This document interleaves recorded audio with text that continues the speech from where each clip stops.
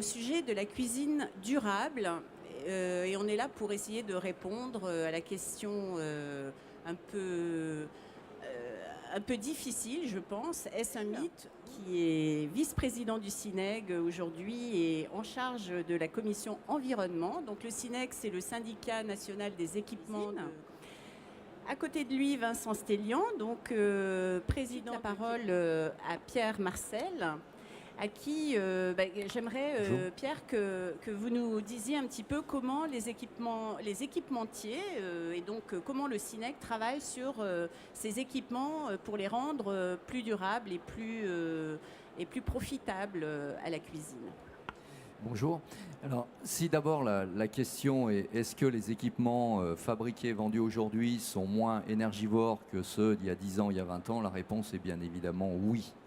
Hein, au-delà des risques d'environnement washing qu'on peut trouver dans certains supports marketing, il y a une réalité quand même derrière.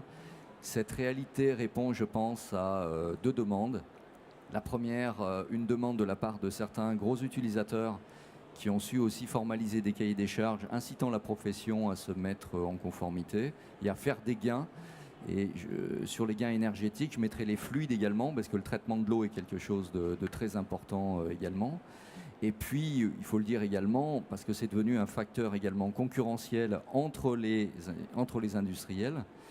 Et donc, chacun a cherché à innover, en effet, pour consommer moins d'énergie et moins de fluide. Je trouve que ça a été particulièrement spectaculaire sur tout ce qui est équipement de laverie. Aujourd'hui, une machine fabriquée par les adhérents du SINEG en matière de laverie type Métos, Hobart ou Comanda utilise 2 à 3 fois moins d'eau, c'est réel, que ce qui était le cas il y a une quinzaine d'années. Donc qui dit moins d'eau dit également un peu moins de produits lessiviels, moins de chaleur pour faire chauffer cette eau, ça c'est une réalité. Donc ça correspond à la fois à une demande qui à l'époque n'était pas encore sociétale, je pense, quand ça a bougé il y a une dizaine d'années.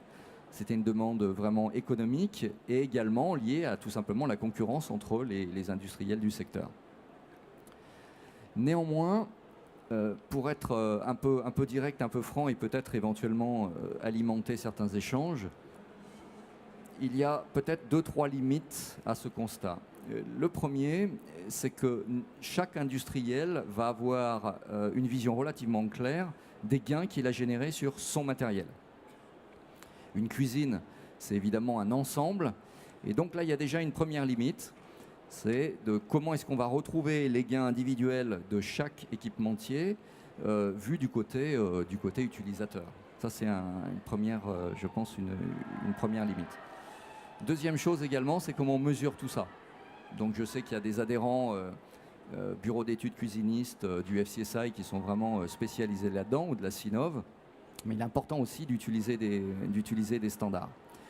Troisième chose, il y a une réglementation qui existe déjà, qui est une réglementation européenne qui date de 2009, qui est la réglementation sur les Energy Using Product, EUP, dit éco-conception, qui a aussi un peu structuré, mais qui va aller maintenant un petit peu plus loin, puisque la Commission européenne veut maintenant s'orienter vers l'économie circulaire, c'est-à-dire réfléchir également au cycle de fin de vie du produit.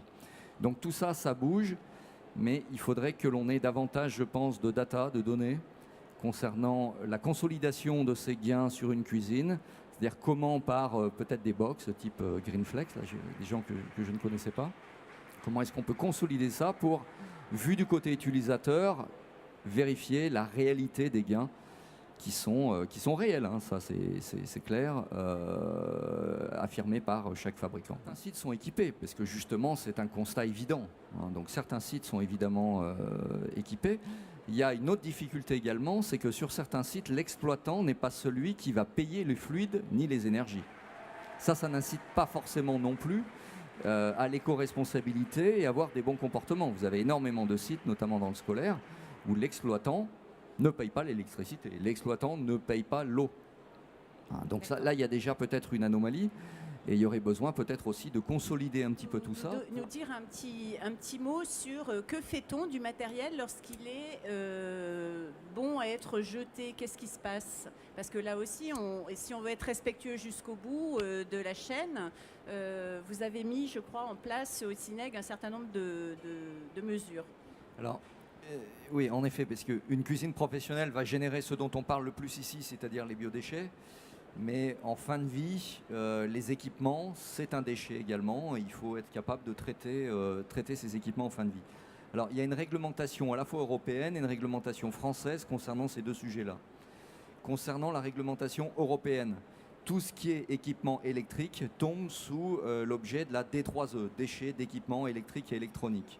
C'est-à-dire que tout metteur sur le marché, tout fabricant, importateur, doit financer la filière de retraitement des déchets qu'il aura mis sur le marché, des équipements qu'il aura mis sur le marché.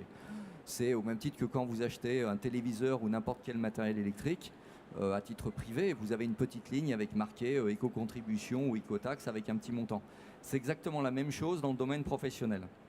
Donc pour les cuisines professionnelles, nous sommes pris par ce que l'on appelle, il va falloir être un petit peu technique, mais la responsabilité élargie du producteur, la REP, qui s'applique à absolument tous les metteurs sur le marché de matériel professionnel de cuisine qui contient de l'électricité. Ça, c'est au niveau européen. Au niveau des meubles neutres, là, on est pris par une autre REP, une autre responsabilité élargie des producteurs, qui est celle qui va concerner le mobilier professionnel. Donc là, même chose, les metteurs sur le marché doivent aider au financement, même financer la vie future, l'élimination donc des équipements en fin de vie. Donc quelque part, une cuisine professionnelle va générer des déchets d'exploitation, et ça on en parle beaucoup parce qu'évidemment en termes de tonnage, sur la durée de vie d'une cuisine, c'est quelque chose d'évidemment très important. Puis depuis la réglementation récente, c'est un sujet vraiment, on le voit bien là ici, il y a énormément de problématiques autour de ça, mais il faut savoir aussi qu'en tant qu'industriel, nous avons une obligation qui est d'assurer le bon recyclage de nos équipements. Alors nous sommes aidés, là il y a eu un peu un coup de bol, c'est que le matériel professionnel est composé essentiellement d'inox et que donc n'importe quel matériel de cuisine professionnelle va avoir un bilan économique de fin de vie positif. Une table en inox, même complètement détruite, défoncée, déboîtée, se revend à la ferraille si vous voulez. Et c'est le cas pour la grande majorité des équipements de cuisine professionnelle. Donc depuis très longtemps, la profession s'était organisée avec les recycleurs, ce qu'on appelle les ferrailleurs peut-être, pour que le matériel de cuisine professionnelle ne se retrouve pas sur les trottoirs, comme on a dans toutes les villes où vous avez des matelas, du mobilier, etc. Alors, on trouve du matelas et du mobilier tout simplement parce que ce matériel, ces équipements ont un bilan économique de fin de vie négatif. Ça coûte à éliminer, alors que nos matériels rapportent plutôt lors de l'élimination. On a des preuves liées à ça, c'est que tout simplement, on a des certificats de la part des aciéristes, c'est-à-dire les gens qui vont nous livrer des inox. 70% de l'inox neuf utilisé en Europe provient de recyclage. 70%. On est quasiment dans le cadre d'une économie circulaire. Donc c'est quelque chose de vraiment très ancien et qui fonctionne vraiment bien. Au niveau du SINEG, notre syndicat professionnel, nous avons mis en place une filière spécifique qui s'appelle Valo Resto Pro. J'ai ici les derniers chiffres donc, de 2017. En mise sur le marché l'année dernière par cette filière agréée, nous avons donc mis sur le marché 34 410 tonnes de matériel de cuisine professionnelle qui sont passés donc par cette filière agréée qui permet à tout utilisateur de s'assurer donc que le matériel est ensuite éliminé dans de bonnes conditions, avec un taux de collecte ensuite de plus de 6 000 tonnes. Durable, mythe ou réalité? Est-ce que vous pensez qu'on s'en approche? Est-ce qu'on y est? Est-ce que c'est une mission impossible? Je crois que c'est pas du tout le cas, puisqu'il semblerait que des solutions et de multiples solutions existent. Donc j'aimerais avoir votre point de vue pour conclure cette discussion ce matin. Vous avez commencé, Pierre, voilà, allez. Alors, je veux dire, personne ne peut être contre le principe de la cuisine durable, mais je pense qu'il y a une attente sociétale forte, comme quoi il faut apporter des preuves. Voilà, donc pour sortir de l'incantatoire de la cuisine durable, je pense qu'il faut vraiment deux choses. D'abord, il faut un alignement des objectifs entre les différents acteurs de la filière, ce qui n'est pas toujours le cas, encore une fois, entre ceux qui consomment l'électricité et l'énergie et ceux qui la payent. Je pense que ça, il y a quand même une poche là de sujet.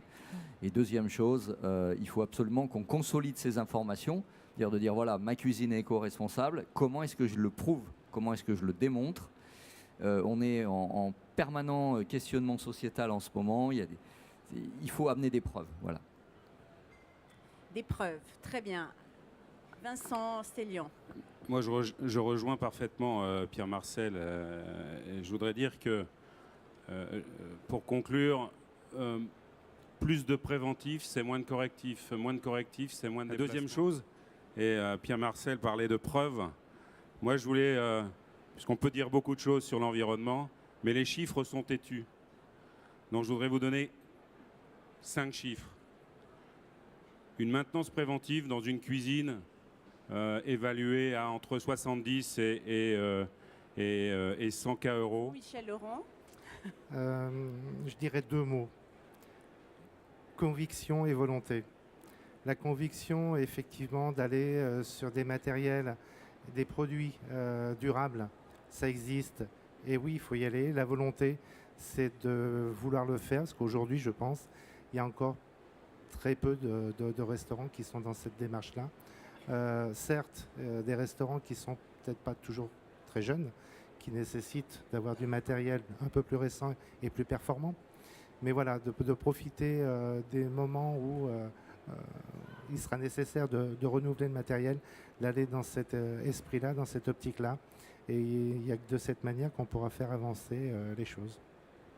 Très bien. Eh bien, écoutez, il me reste à vous remercier de votre participation. Et puis, merci de nous avoir écoutés. Et on est encore là quelques minutes si vous avez des questions à poser aux différents intervenants. Merci à tous.